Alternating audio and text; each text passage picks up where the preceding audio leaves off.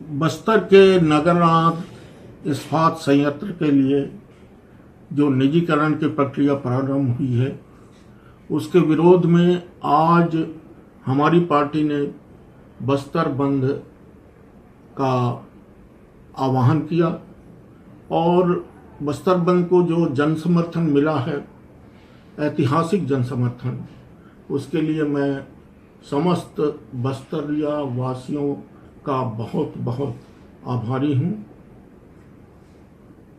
मुख्यमंत्री रहते हुए मैंने कड़ा परिश्रम करके एनएमडीसी को तैयार किया कि वो एक स्टील प्लांट बस्तर में लगाएं और मेरी पहल पर वहाँ नगरनार इस्पात प्लांट की स्वीकृति हुई, उसकी नींव रखी गई और बस्तरवासियों के उज्जवल भविष्य के लिए नगरनार अब बनकर तैयार हो गया है।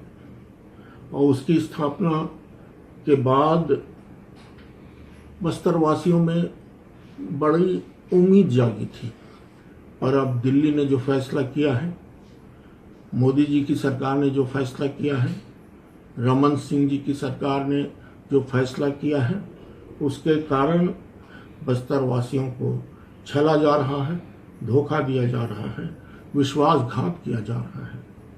बस्तरवासियों ने अपनी जमीन, मेरे आह्वान पर मैं 3 बार वहां गया, स्वेच्छा से अपनी जमीन दी और उस जमीन पर ये अर्ध सरकारी या पब्लिक सेक्टर का संयंत्र बनकर तैयार हो गया। बस्तर की निजी संपदा को कोई प्राइवेट आदमी लूट कर ले जाएगा, इसके लिए बस्तरवासियों ने इस संयंत्र की स्थापना की स्वीकृति नहीं दी थी।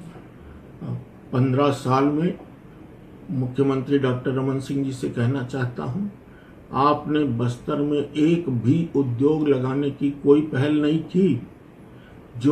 जिस उद्योग का मैंने भूमि पूजन किया था, उसको बमुश्किल तमाम अब आप इतने सालों बाद पूरा कराए हैं और अब आपको कोई अधिकार नहीं बनता है कि आप उस संयंत्र को निजी हाथों में बेच दें और उसका जो लाभ बस्तरवासियों के बेरोजगार युवकों को मिलता, वहाँ के व्यापारियों को ठेके के माध्यम से मिलता, वहाँ की अर्थव्यवस्था में सुधार आने के कारण अन्य लोगों को मिलता, वो आपकी इस पहल से, निजीकरण से सब समाप्त हो जाएगा। डॉक्टर रमन सिंह जी, आप दिल्ली के हितैषी हैं, बस्तर के हितैषी नहीं हैं। दिल्ली वालों के कहने पर ये निजीकरण कर रहे हैं, जिसका हम लोग पुरजोर विरोध कर रहे हैं।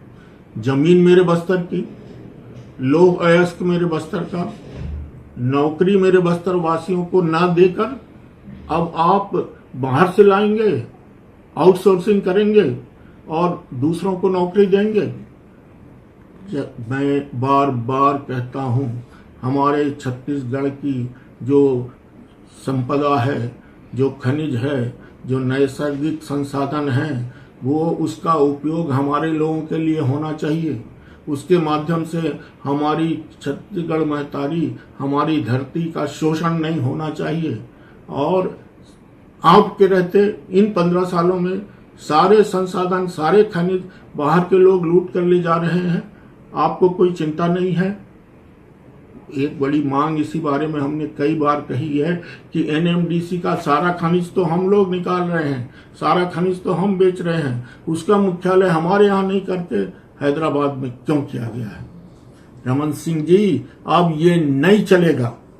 बस्तर अब और अन्याय और अत्याचार नहीं सहेगा। मैं केंद्र और राज्य की भाजपा सरकारों को चेतावनी दे रहा हूं कि अगर 15 अगस्त तक ये निजीकरण का फैसला वापस नहीं लिया जाता है, अगर ये जन विरोधी, बस्तर विरोधी फैसला वापस नहीं लिया जाता है और यदि हमें इस फैसले से आज़ादी नहीं मिलती है, तो हम 15 अगस्त के बाद बस्तर से लोह अयस्क बाहर नहीं जाने देंगे।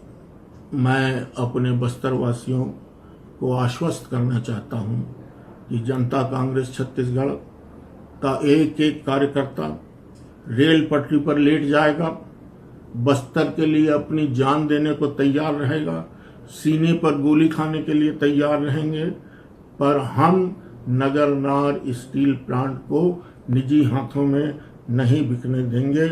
हम अपनी संपदा को, अपने खनिज को, अपनी नैसर्गिक संपदा को लूटने की इजाज़त न तो नरेंद्र मोदी जी को देते हैं और न डॉक्टर रमन सिंह जी को देते हैं। ये आंदोलन चलेगा, बढ़ेगा। हम एक छटाक भी लौहअयस्क, बेलाडीला और अन्य क्षेत्रों से आपको बाहर नहीं ले जाने देंगे। ये हमारा निश्चय है और इस निश्चय में सारे बस्तरवासी हमारे साथ खड़े मिलेंगे। जय छत्तीसगढ़, जय जय छत्तीसगढ़, जय बस्तर, जय जय बस्तर।